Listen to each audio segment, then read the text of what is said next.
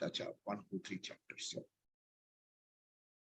Om Parthaya Pratibodhitam Bhagavata Narayanena Swayam Vyasena Gratitam Purana Mudina Madhye Mahabharatam Advaitamrchavarchinim Bhagavatim Ashtadasha Dhyayinim Ambatvamanusandadhami Bhagavad Gite Bhavadveshini Namostu te Vyasa Vishala Buddhe Pullaravindaya Tapatra Netra Yena Tvaya Bharata Taila Purnaha Prajvalito Jnanamaya Pradipah Prapanna Parida Jataya Totra Vetraikapanaye Jnanamudraya Krishnaya Gita Mritaduhe Namaha Sarvopanishado Gavaha Dogdha Gopalanandanaha Partho Vatsa Sudhir Bhokta Dugdam Gita Mritam Mahate Vasudeva Sutam Devam Kamsachanuramardanam Devaki Paramanandam Krishnam Vande Jagadgurum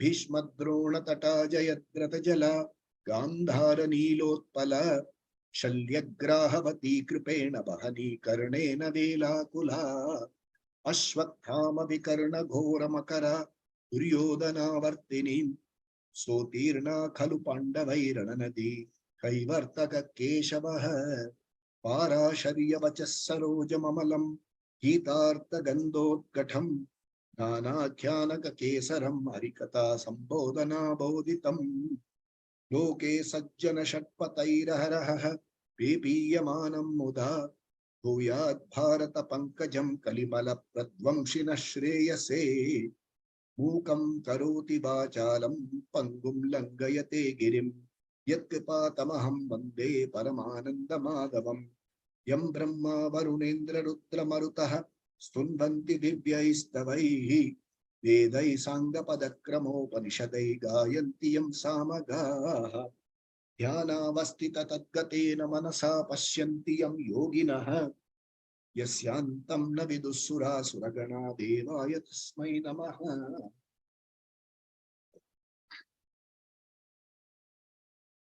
With Ishvara Anugraha, Shastra Kripa, Guru Kripa, and Jiva Prayatna, Atma Prayatna, we have all been able to complete the study of first 6 chapters of Bhagavad Gita. We'll try and do a small summary over 2 sessions. Today I'll cover 3 chapters. Next week I'll cover 3 more chapters. If the foundation is laid properly, our understanding of the subsequent chapters will be easier. And anybody who has missed 106 so far, 106, they can start with 107 and 8, get a bird's eye view and continue from chapter 7 and then go back to 1 and listen at their leisure whenever they. One thing we have to remember, at leisure never works. You have to make it a commitment. Something about the Bhagavad Gita and the Vedic heritage first. The Bhagavad Gita is called a Smriti Grantha. Smriti Grantha means it is extracted from the Vedas, particularly Upanishads. Upanishad mantras feature in the Bhagavad Gita as Mahavakyas. Mahavakya means that which reveal the truth to the seeker. They appear as Mahavakya. And it is also in the form of a Pratibodha. Pratibodha means something like a mutually rewarding discussion. Arjuna, the student, asks a question, the teacher answers, asks for further clarification. So what happens is Shravana Manana is going on. That is, you listen and then you reflect and ask questions. So Shravana Manana is going on throughout. And Nididhyasanam is explained in some of the chapters, in chapter 6 in particular, how to internalize the teaching. It is in the form of a Pratibodha. There are 701 verses. Before we set the scenario, so the Bhagavad Gita is called the base text. It is there are 3 texts which are called the Prasthana Traya. The Bhagavad Gita, the Upanishads, and the Brahma Sutra. These together form the Prasthana Traya, the trinity that reveals the truths of the human being, the world and Ishvara. It is not a work of belief, it's of truth. The truth is revealed to you. And this three together are called Prasthanatraya. This is the foundation of the Vedic truth. There are also other books called the Prakarana Granthas and things like that. We are not touching that. So this is the foundation. In this, the Bhagavad Gita is recognized as something like, we will say, the undergraduate course. And the Upanishad is like the graduate level. And the Brahma Sutra is like the doctorate level course. Every Vedic, Vaidika, I will use the word Vaidika, everybody who's born in this Veda Parampara should have an exposure to Bhagavad Gita. That's a basic, everybody should go through. You choose to study the other two, it's up to you, but basic study one must do. The Bhagavad Gita one must study. That is what is recommended. Now let's set the scenario. There are two families which are into a property dispute. And one family, both of them are cousins, like born of different brothers. And there's a property dispute, mutual jealousies, which are very common in our lives. And that's why the Bhagavad Gita is valid for you and me, because most of our disputes are property disputes. And it is valid. And two sets of brothers are quarreling. One set of brothers, the Pandavas, have been treacherously tricked out of their property by inviting them to a gambling session, and they were tricked out of their property. And they were told that come back after 14 years, you have to be in exile for 14 years. And if you have to come back after 14 years, we will give you your share. Of these 14 years, 13th year, that is the last year, so 13 years exile, the last year in particular must be Agyata Vasa. You have to live in anonymity. So they were sent on an exile.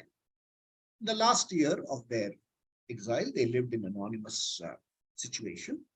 And when they came back to claim their property, the antagonist there, Duryodhana, says, no, we have discovered you one day earlier. So therefore, according to the condition, you go back for another 12 years and another 1 year of Agyata Vasa. All the elders tell them that no, they have been discovered only on time. They came out only after completion, but he won't accept it. And they found an ambassador, Krishna, to go and broker a peace and get them something. And when Duryodhana refused, the conditions of Mahabharata we won't see. When Duryodhana refused to give a land, even that would be that could be accommodated on the pinhead.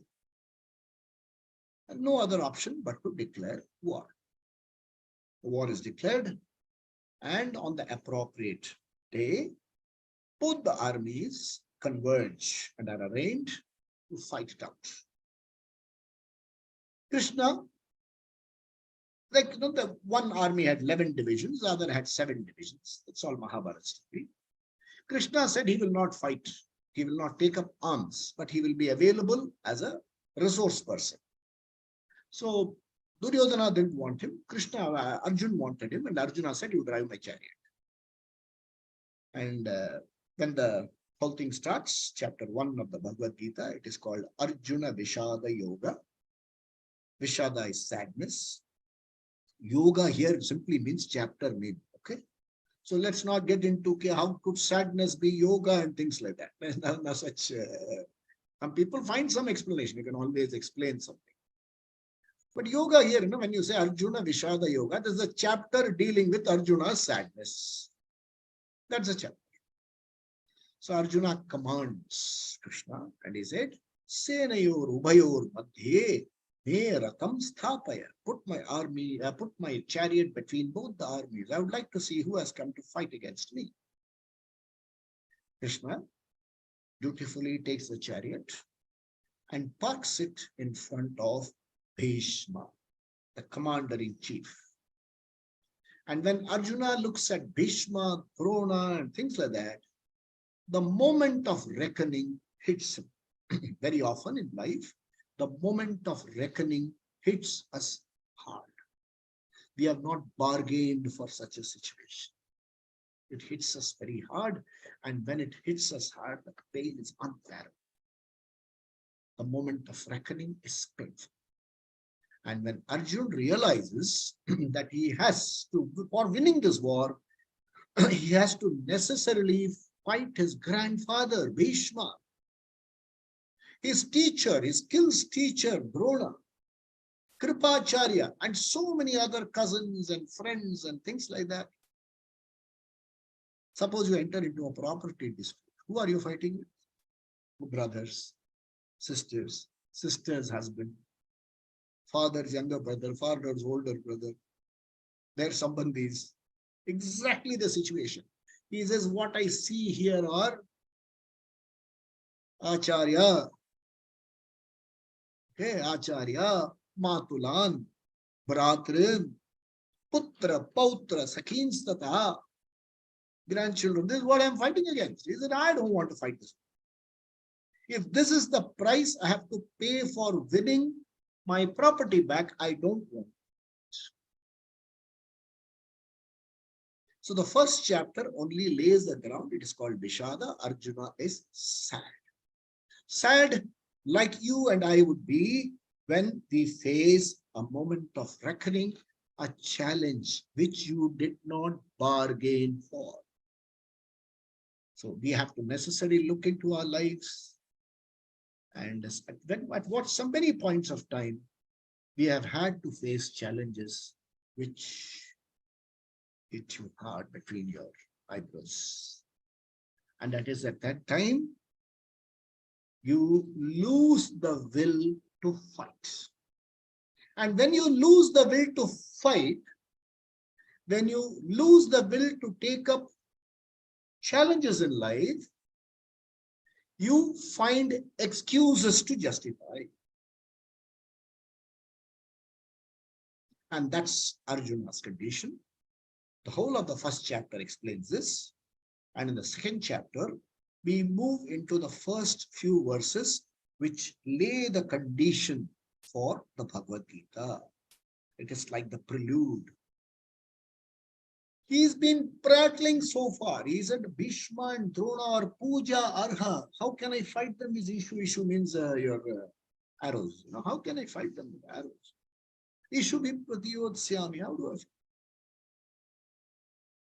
So these are the situations, and he says, rather than fight, I give up. I will not fight. Let them kill me. Saying this, he drops his Gandiva and he says, sorry, I will not fight. And then the moment of reckoning in your life makes you ask the right questions. You have made it.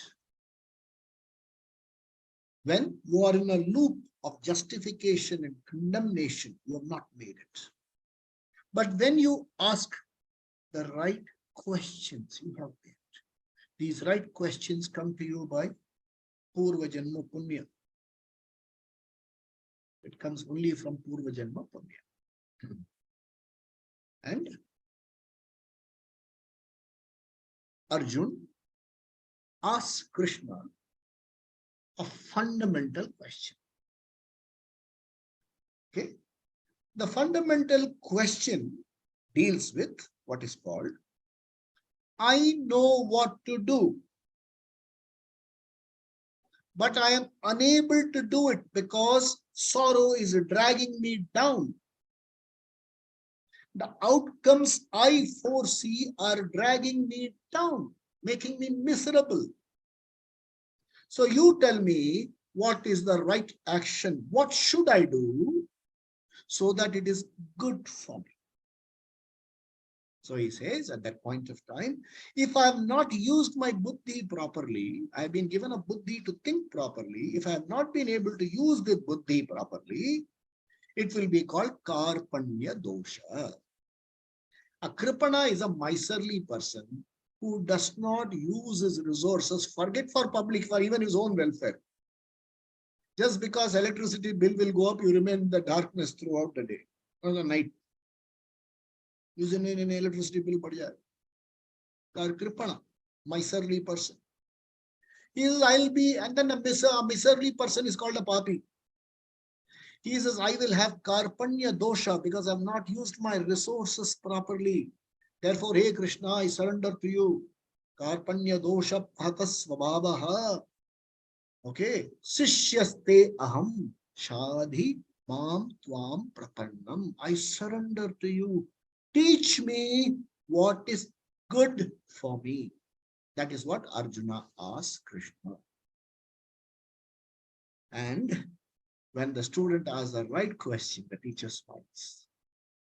Prahasanniva, as though happy about his sadness, he says, I will teach you. So before we come to what is the teaching, let's understand certain things. For you to understand what is the subject matter of study here, Bhagavad Gita, it is not warfare. It is not leadership. It is not about how to stand on your head.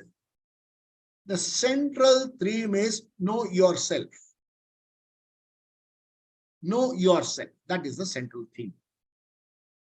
And for knowing yourself, the means of knowledge available for you are not enough. What are the means of knowledge available for you? They are called pratyaksha pramana, direct means of knowledge.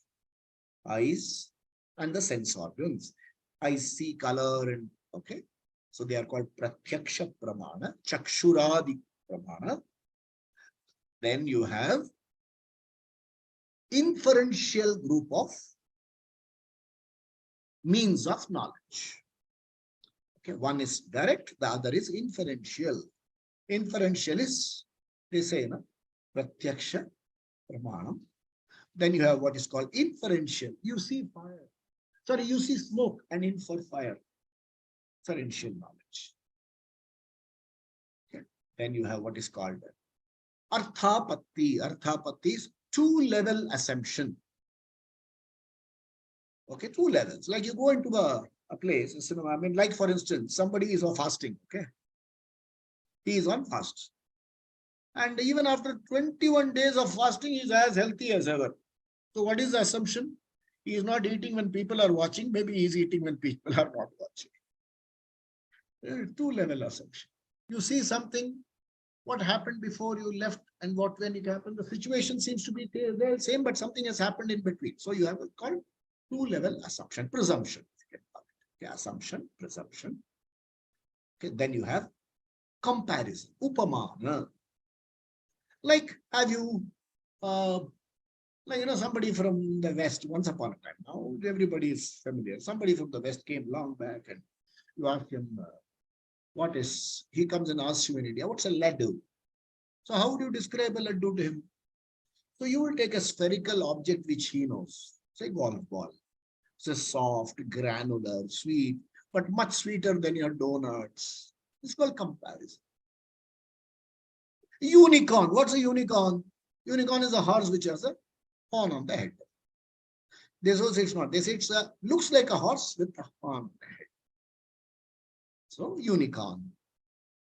So like that, Anumana, Arthapatti, Upamana. Okay. Then you have what is called Anupalabdhi, non-availability. How do you know I don't have horns on my head? Because you see it's not there. Non-availability of horns here.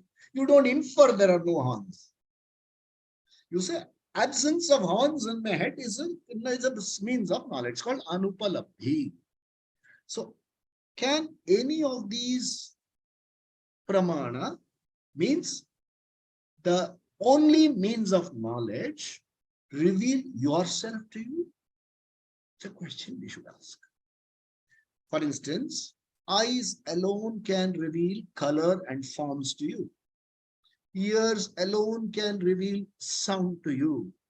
So, Shabda Pramana, knowledge in the form of words employed by a qualified person reveals your nature to you. You can't look at your face. I have to show you a reflecting medium. Whatever you do, the eyes cannot look at themselves. I have to look at it through some other medium.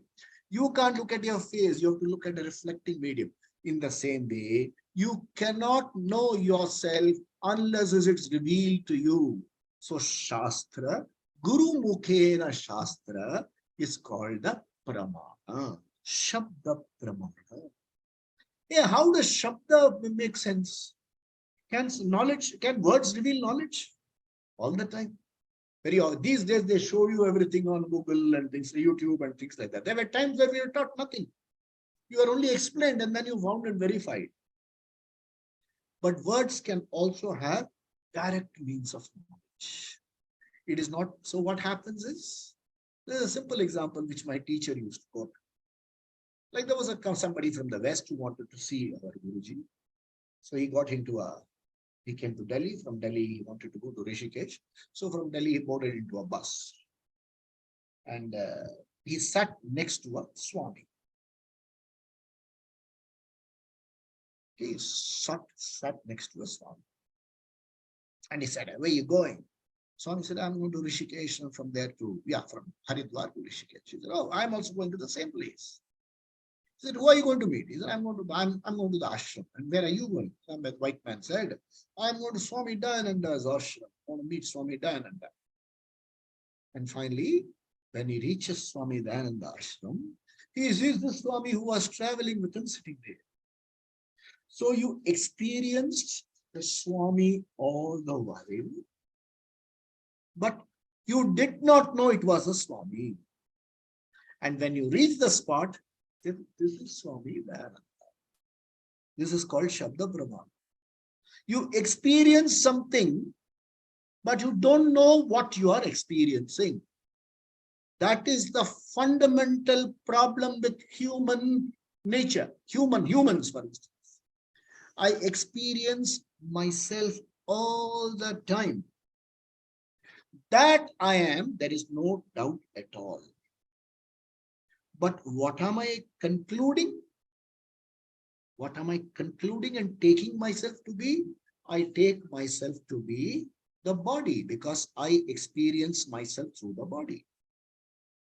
I take myself to be all my successes and my possessions and positions and professional accomplishments because I experience all of them. So I experience, but actually my awareness that I am aware, that I am alive and available now as an awareful being makes me experience the whole world. So the nature of this experiencer is revealed to the student. Therefore, the teacher starts his teaching. He says, Ashocyan anvashochastam pragya vadanscha bhashase. Hey, you talk like a wise man, but we are grieving over things that do not deserve grief. Ashocyan anvashochastam pragya vadanscha bhashase gatasu agatasunscha na anusochanti pandita. What is the nature of your accomplishment, of your objects, of your relationships? They will come and go. So nobody grieves over going. Asocyan and Asochistam. That's what he reveals. But that we all grieve is a fact. That's another thing. Because the knowledge has to be assimilated. Okay. Now before we go further, let's see. We are all in what is called ground zero. As you are born, till a certain age, every decision is taken for you. You don't get to decide anything. At what age you should be tonsured, when should your ears be bold, what kind of dresses you should wear, what kind of beliefs you should have, which school you should go to, what course you should decide. These days, course decision comes later. But most of these things are decided for you. And for many of us, who you should marry is also decided. And soon after marriage, they say, what is it? 1 month, 1 year over and nothing is happening. What should happen? What about a child? Ladka hua. Okay, then what about a ladki? You have worked so long, you have not built a house. You have not even saved something. So, ground zero, where you did nothing, where everything was taken for you, from there, you move to position A. Some achievements are there, but after a period of time, position A becomes boring. So you want to move to position B. Okay. When you go to position B, you miss all that is in position A. When you moved into position A, you had certain things which made you very joyful.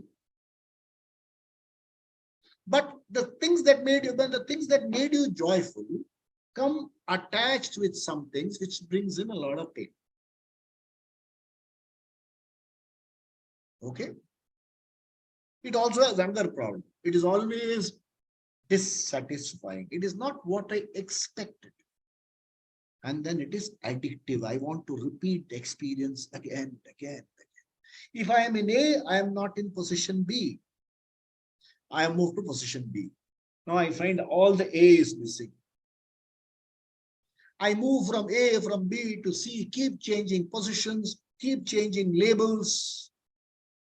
But the bottom line is I remain an inadequate person.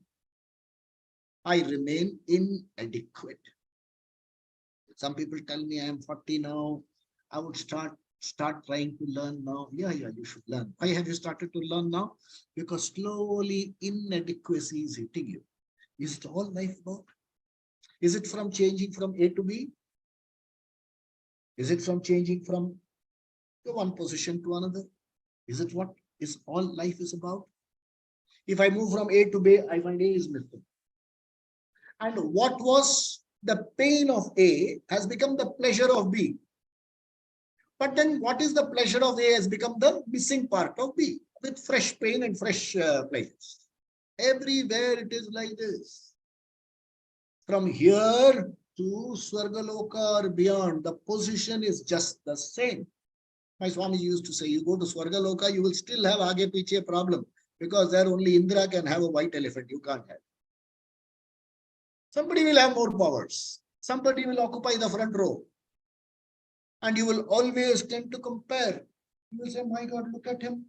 At 70, how youthful he looks, and look at me at 50. This problem will continue. Wherever you go, this inadequacy will continue. That is called the fundamental problem of the human being. Krishna comes and says, you are grieving because you are looking at the picture wrongly. Careful. It's a little subtle. It's a little subtle. Bhagavad Gita doesn't wait till 18 chapters to tell you the truth. They give you the truth in the second chapter itself. The first 6 chapters are called Pratama Shatka. They reveal your Swarupa. The second six chapters are called Madhyama Shatka. They reveal Ishvara Swarupa. The third is Aikyam. It's called the Charama Shatkam, where the union is explained. This is all our life is about. You, the world, and God. This is all the world is about. So, the second chapter starts with self-inquiry. Krishna, the teacher, reveals the knowledge to you. He reveals your nature to you. Okay, that revealing of the nature is called a prakriya. There's a methodology. There's a laid down methodology, and it is explained to you. So if you have to read a little more in details to understand the prakriya. I'll give you a brief of it. For instance, the simple technique uses, this is not it. This is not it. Right? It's called neti neti iti vakyata. This is not it. For instance, I am guiding you to some place. I will say, do you see that blue color painted wall there? Yes, sir. That's not the place, the person next to. That's the house. Do you see a cow tied to that? Just beyond that, do you see a gate? That's the place. So this is not it, this is not it, that's it. So the truth is revealed to you using a prakriya. Prakriya is, it calls for intelligent application and listening with Shraddha. What is Shraddha? The teacher is revealing something which is authentic and trustworthy. It is worth it. And at the end of it, I will benefit. Okay. What's the benefit? So it says, this is an object of your knowledge. You are the subject. This is an object of your knowledge. The object is different from the subject. You know the object. You are the subject. You are different from the object. Now, come closer. Come closer. Come closer. Come closer. Do you know your body? Oh, yes, I know. The age, gender, complexion, everything is known to you. So that you know, what you know cannot be you. What is mine cannot be me. This is my pen, it cannot be me. When somebody takes my pen, I say, who took my pen? I don't ask who took me. In the same way, when the body, do you know the body? Yes, I know it very well. I know better than the doctor. Doctor will come and always ask you, where is the pain? Oh, here. Sar mein dard hai. Hey, look at the way. And then the body is an object of my knowledge and I am the subject. Subject is different from the body, but intimately close to the body. Just as somebody has glasses, I asked the person, what's in front of you? He will describe the whole world. I said, what about the glasses? Yeah, that's in front of my eyes. What's in front of your eyes? Other than the glass, everything is said. The glass has become an intimate part of my eye. In the same way, the body has become an intimate part of my knowledge. Do you know your mind? Do you know your sense organs? Of course you know very well. Then I can't hear properly, I can't see properly. So you know your sense organs well. Sense organs, therefore, are objects of your knowledge. Do you know your emotions well? Very well. I know I was sad this morning. I know I'm better off now. I know something happened which made me feel better. But I'm anxious that will this thing continue or some changes will happen. So I know all this happened.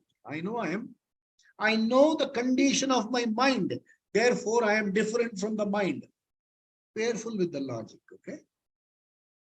Do you know your buddhi? You know what you know. Yes, I am a chartered accountant. There are people here who say, somebody says I'm an engineer, somebody says I'm a doctor, somebody says I'm this. Based on your, so you know what you know. Therefore, the knowledge is an object and you are the subject. You also know your ignorance. Careful. You know that you don't know certain languages. So ignorance is also known to you. You know you are awake. You know you dreamt. Yesterday I felt, that I was dreaming that somebody called out to me. Oh dear one. I know I was dreaming. I also knew that, but in this time, I didn't see that time. I know there was a period of time when I did not know anything. So I know my various avastha. So I know my body, I know my emotions, I know my buddhi, I know my ignorance, I know my avastha, I know my physiological conditions, I know my packages, I know my labels, I know people. Who am I? They are all objects of my knowledge. I am the subject. And what is the nature of the subject? That is revealed to you. The same nature of the subject is, I am aware of something. Therefore, I am an awareful being. I am conscious of my wakeful state.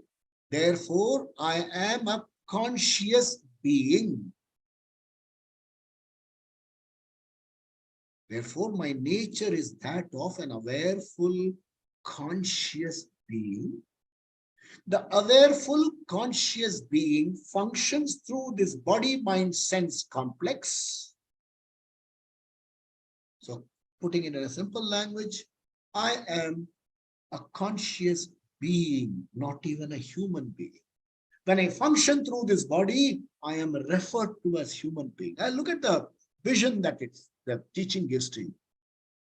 I am a being, a conscious being.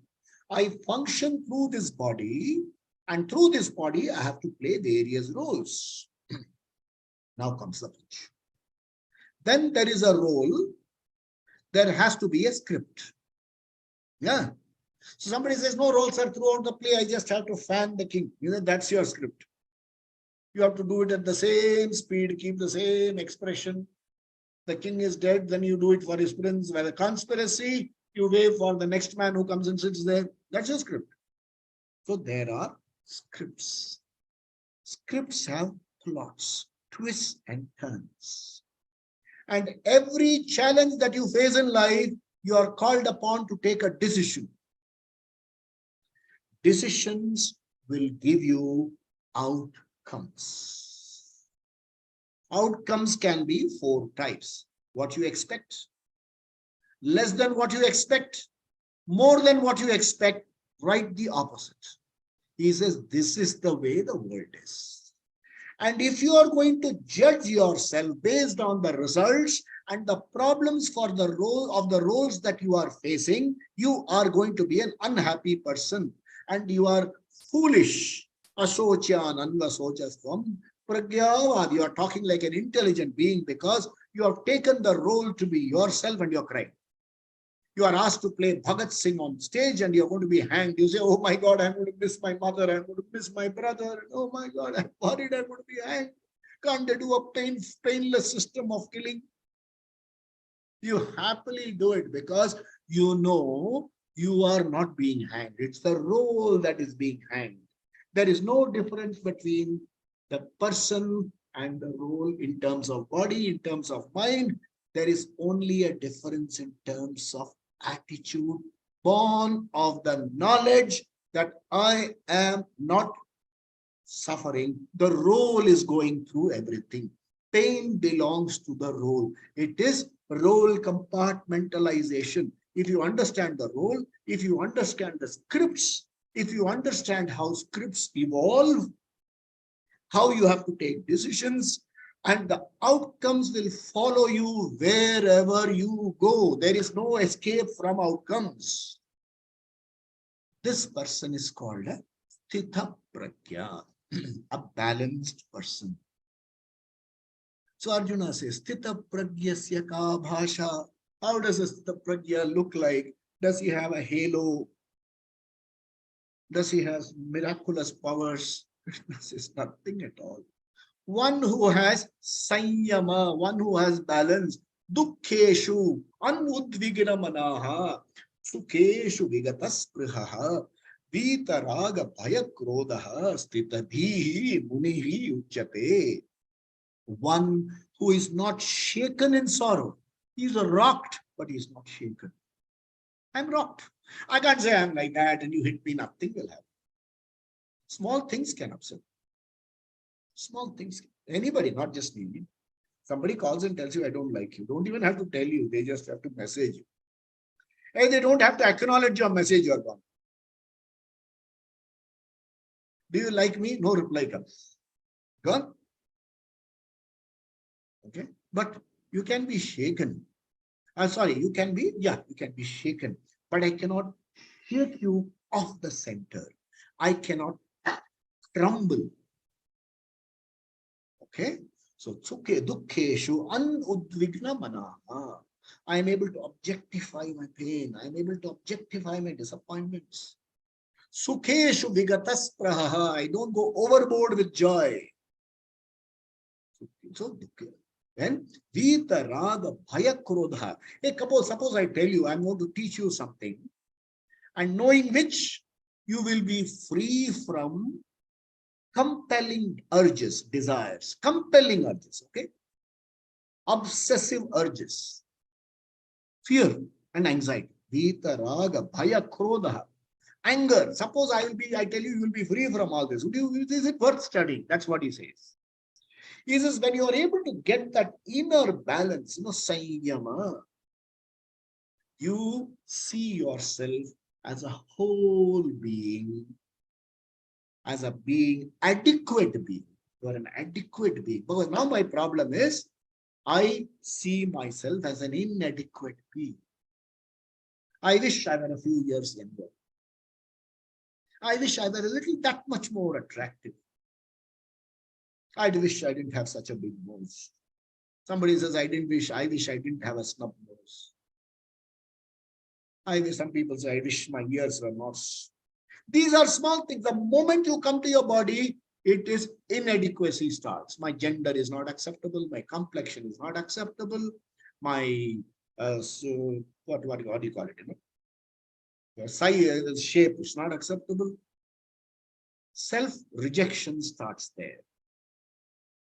Then it comes to, therefore, physically, I am not accepted. Emotionally, I am wanting all the time. I want to be happy, but I can't be. I want to with a very, very dignified face say, oh, go get lost. But I'm not able to say. I want to say, hey, it doesn't matter to me. It matters a lot. I'm emotionally wanting, vulnerable. Somebody says, hey, you look great. I feel, oh my God, I must be great. Emotionally, I'm intellectually a lot more wanting. All I have to do is one phone, not one function, not functioning. I'm gone. I know how I wanting I am. Financially, always wanting. This is how my teacher used to say, always wanting. In relationships, always wanting. This is what I expect from A. And with this hope, I enter into that relationship. A does not even come for 1%. Simple explanation. I seek love from somebody who is seeking himself love from somebody else. How can a seeker give you what the sought? I go to a beggar. Beggar is a simple example. These days, beggars have a lot more money than you and I know. I tell a beggar, can you give me something? He'll say, I am begging and you want me to lend you money. It's something like that. I go and say, love me, standing on the street corner. And that fellow said, I want somebody to love me, acknowledge me, approve me, authenticate me. And I'm hoping that if I can do that, my dream will be fulfilled. This is how I lead life. Changing from position A to position B to position C. A gives me some happiness. There is a high. Please understand, the high will be followed by a low, which will be directly proportional to the high. Okay, that's the law of life. I get something, wow. The opposite will be directly proportional. It will be the pain will be as high. Please understand this. This is how life is. This is how life is.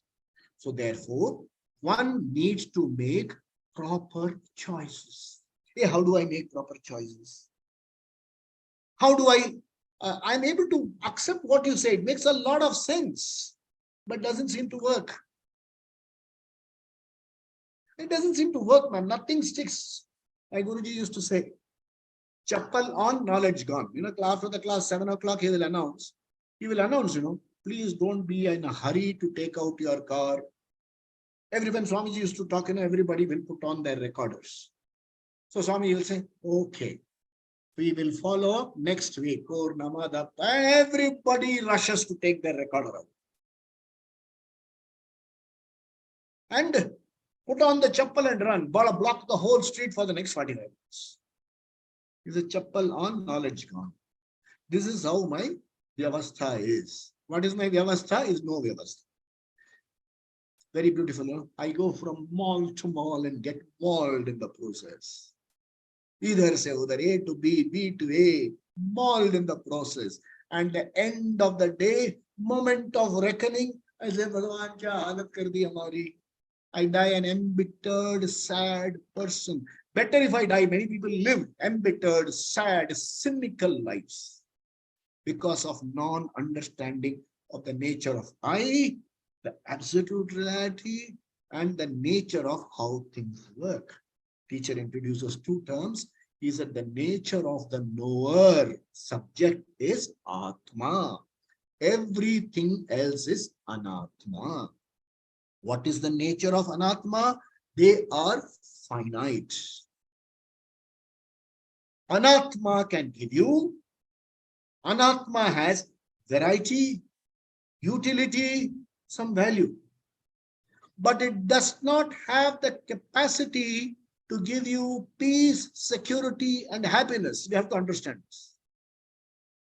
Finance, lot of money gives you good financial elbow room, but doesn't give you peace, security, happiness. Want to see? The richest man has the highest of walls, security.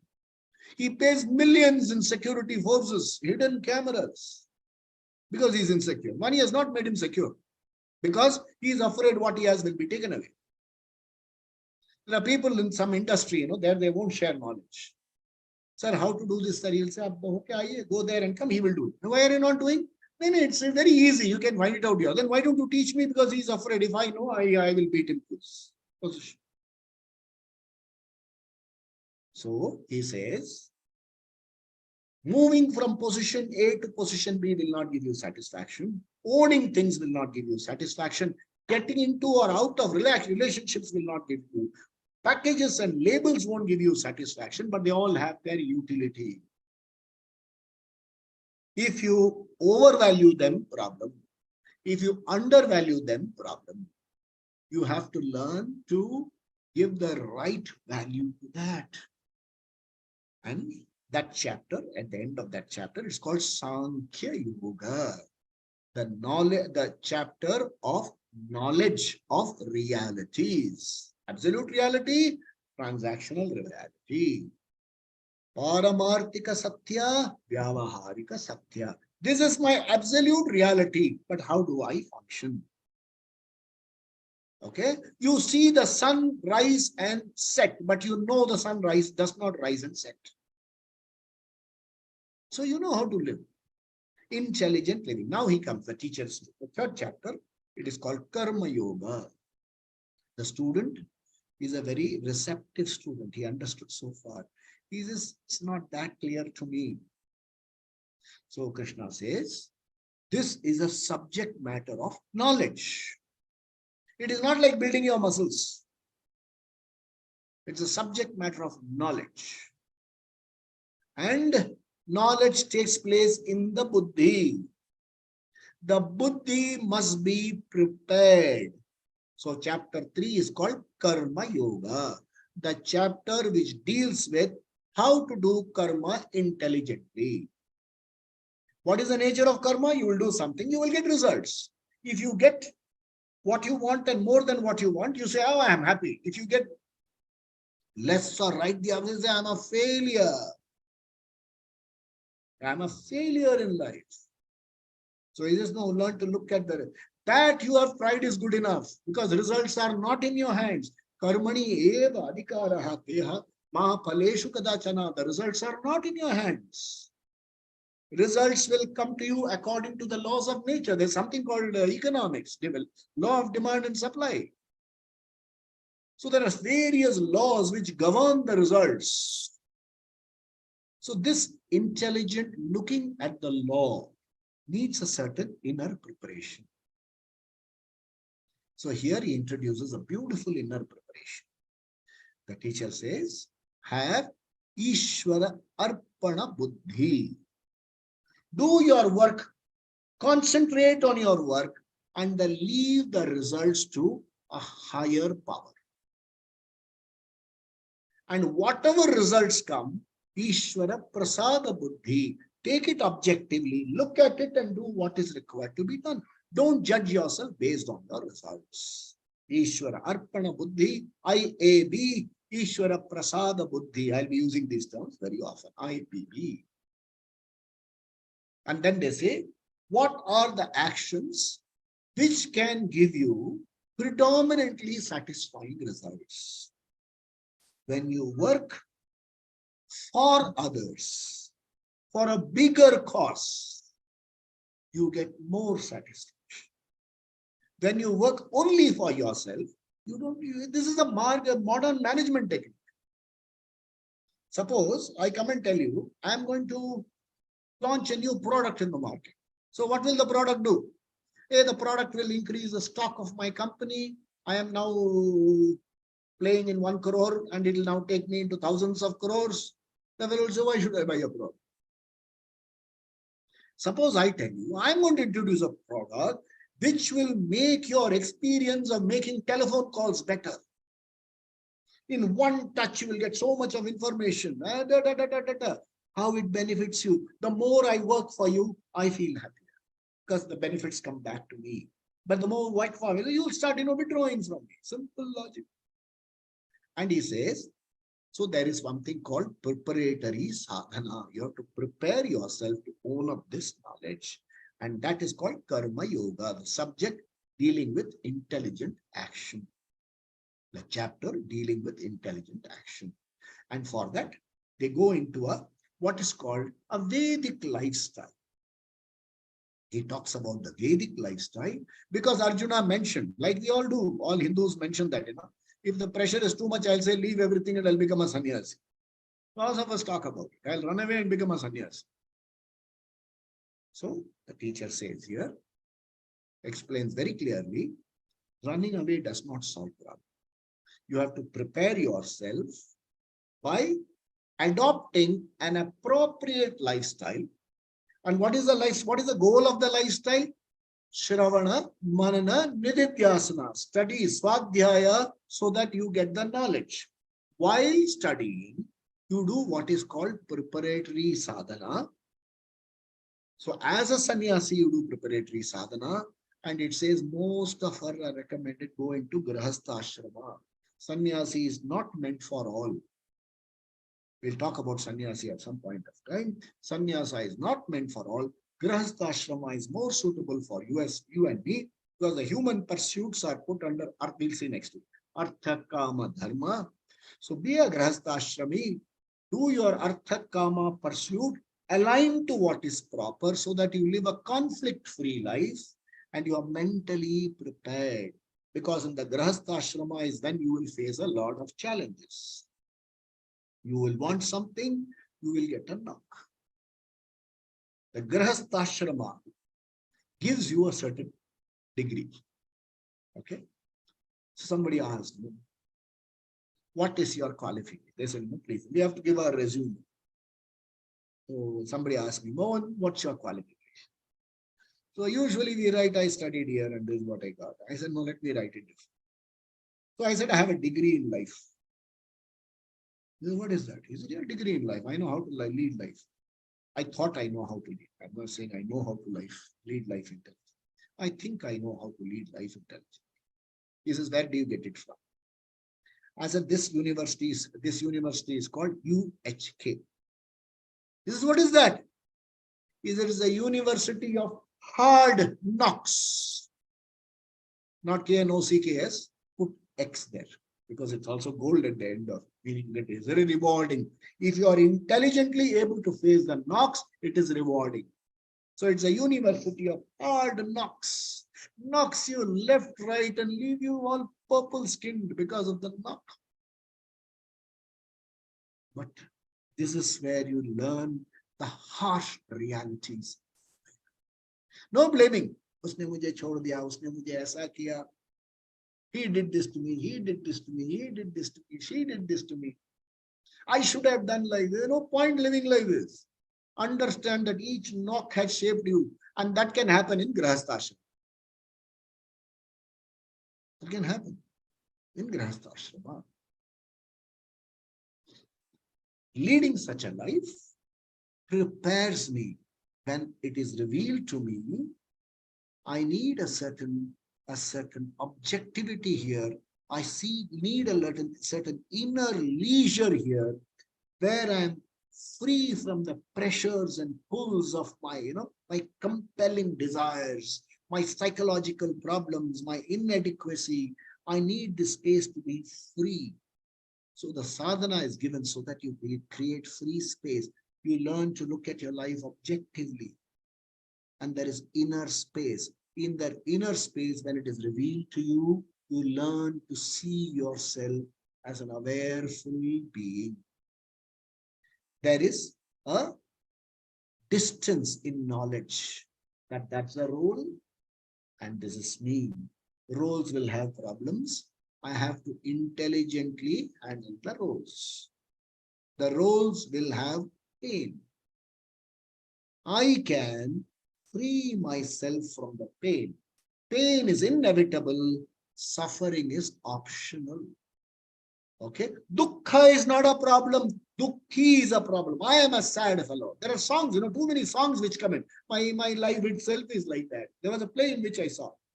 Somebody says, you are suffering from inferiority complex. No complex. I am inferior. Conclusions. And these conclusions make you a sad person. Free yourself from these conclusions in knowledge. And when you are free from conclusions and inadequacy, such a person is called a Jivan Muktaha. Emotionally free person, emotionally independent person, psychologically independent person. The pressures of your roles, the challenges cannot pull you down. The pressures will be there, but they do not sink their teeth into your head and run their life. My preferences don't, my urges don't run my life. My preference, I convert all my obsessions into preference. I would like it this way, but if it is not there, chalo koi bhai, koi farak nahi padta. It's a transformation. The first 3 chapters address this, like Arjuna Vishada Yoga, Sankhya Yoga, Karma. Next week, we will look into the next 3 chapters, 4, 5, and 6. And with that, we will complete the Pratama Shakka and then go into chapter 7. That there are regulars here that we have come so far is Purva Janma Punya. Because without Punya, you cannot even get exposed to the subject. You ask me, Gita, who is she? So it's only Purva Janma Punya which brings you here. We born in this Vedic heritage is a Punya. To have access to Shastra is a Punya. To have the spirit of inquiry is a Punya. And apart from that, if you get a teacher, a live teacher, and you need to spend time, consistent,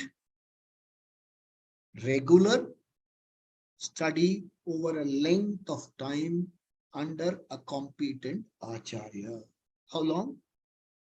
The ancient Vedic system is to be 12 years. Now, if I say 12 years, many of you will say, no, I can't come.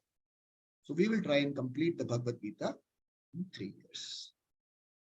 And we have already completed first 1/3 of the chapter in about a year and a half. And little more than that. So we started in December 2020. So 2.5 plus years, 2 years and a few months. We will consolidate this in 2 talks so that anybody who wants to read it can just listen to these 2 and make your notes and start your study. So we have come this far because of Ishvara Anugraha, Shastra Kripa, Guru Kripa, and Jiva Prayatana. Our effort is also important. May Krishna be with you. May you have the urge in you to continue study. Or kuch bhi ho. If I don't, doesn't matter what I achieve or don't achieve. But I should not miss Gita study. Because it's about me. Everything is about the world, and the world is anatma. The world cannot give me permanent peace, security, happiness. It can give me convenience. The moment I emotionally lean on the world, I am gone. It will slip away. Because that itself does not have existence. What does not have a vyavastha cannot give you happiness. So learn to lean on yourself first. When you realize you don't have to lean, I lend existence to the world. That's a conclusion when you come to 18 chapters. Hey, I live and lend existence. It's not arrogance. It's clear knowledge. We will study further. Swasti prajabhya paripalayantam न्यायेन मार्गेण महिं महिषाः गोब्राह्मणेभ्यः शुभमस्तु नित्यं लोकाः समस्ताः सुखिनो भवन्तु काले वर्षतु पर्जन्यः पृथिवी सस्यशालिनी देशोऽयं शोभरहितः ब्राह्मणाः सन्तु निर्भयाः सर्वे भवन्तु सुखिनः सर्वे सन्तु निरामयाः सर्वे भद्राणि पश्यन्तु मा कश्चित् दुःखभाग् भवेत् असतो मा सद्गमय तमसो मा ज्योतिर्गमय मृत्योर्मा अमृतङ्गमय ओम पूर्णमद पूर्णमिदं पूर्णात् पूर्णमुदच्यते पूर्णस्य पूर्णमादाय पूर्णमेवावशिष्यते ओम शांति शांति शांति श्री गुरुभ्यो नमः हरि ओम।